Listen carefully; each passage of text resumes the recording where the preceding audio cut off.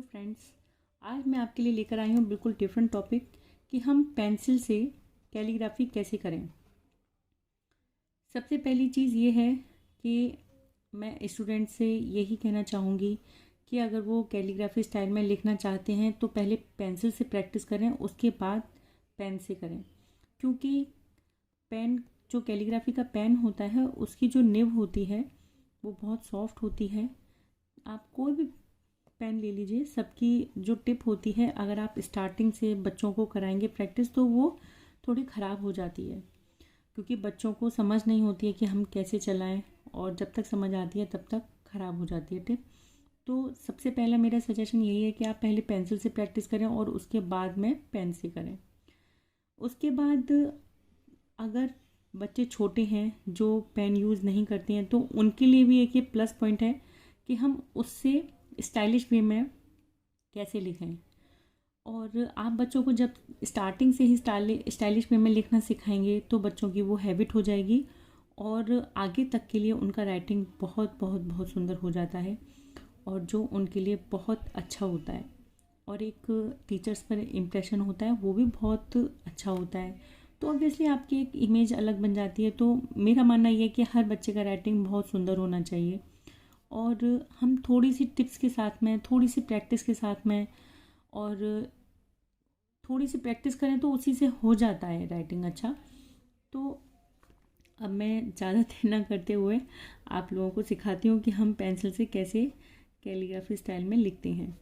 Actually क्या है, ये मैंने देखिए दो चीज़ें इसमें, एक तो हम प्रैक्टिस करते हैं तो हमें यही नहीं समझ में आता था हम किस पे प्रैक्टिस करें। 4 लाइन पे प्रैक्टिस करेंगे तो दिक्कत हो जाती है। तो हमारे लिए सबसे बेस्ट है कि हम नॉर्मल कोई भी पेंसिल लें, एक्स्ट्रा डार्क की या 4B या 6B की भी पेंसिल ले सकते हो। उसको एक तरफ से आप ये इसको घिस लें, घिस कर इसको एक तरफ से आपने फ्लैट कर दिया है। और दूसरी चीज़ ये है कि आपको जो मैंने ये कॉपी ली है, ये आप देख रहे होंगे इसमें एक जो गैप है, एक में ज़्यादा है और एक में कम है। इसको बेसिकली हिंदी की जो एक कॉपी होती है, फर्स्ट सेकंड में अप्रॉक्सीमेट लगती है, ये बच्चों को हिंदी के लिए यूज़ करने के लिए देते हैं। तो आप किसी भी स्टेशनरी शॉप पर ये बोलेंगे कि मुझे हिंदी की इस तरह की कॉपी चाहिए तो वो आपको दे देंगे।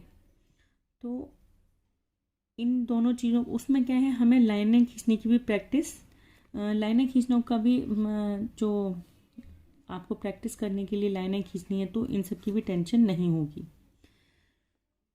तो देखिए, हम जब प्रैक्टिस करेंगे तो उसमें हमें एक चीज़ याद रखनी है, लाइट और डार्क।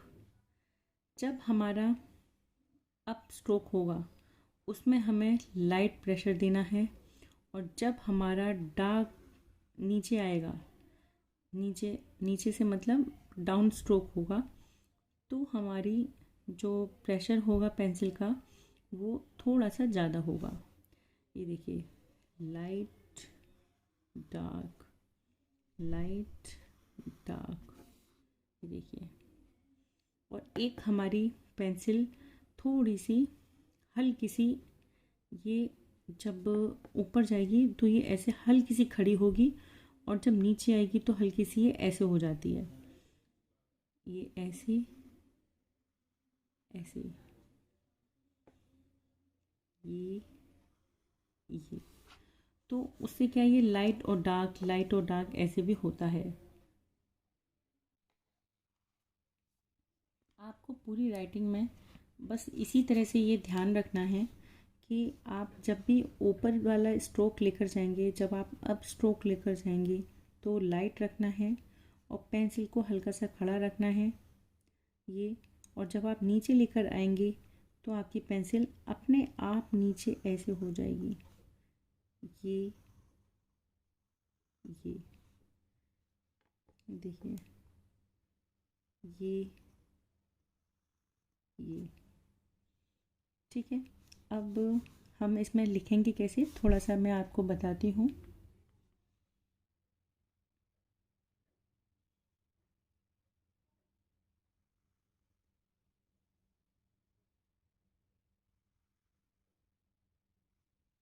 और एक चीज़ आप ये ध्यान रखिएगा, जब भी आप कैलीग्राफी में लिखते हैं तो आप जो इसके जब हम कोई भी अक्षर लिखते हैं उसके बाद में जब हम ये छोड़ते हैं तो इसको ऊपर झटके से ऐसे छोड़ना होता है, ता क्योंकि ये बहुत सुंदर लगता है और ये कनेक्टिविटी बनती है हमारा नेक्स्ट लेटर के लिए।